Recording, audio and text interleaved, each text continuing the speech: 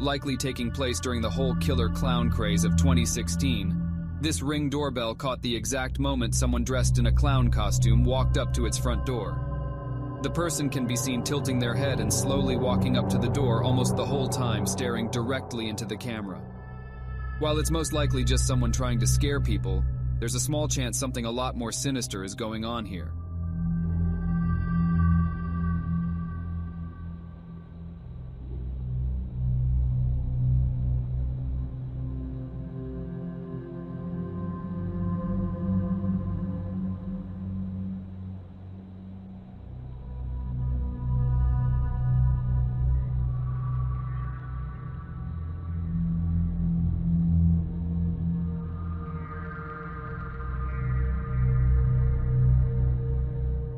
To this day, it's still unclear whether the house owner experienced anything further regarding the situation.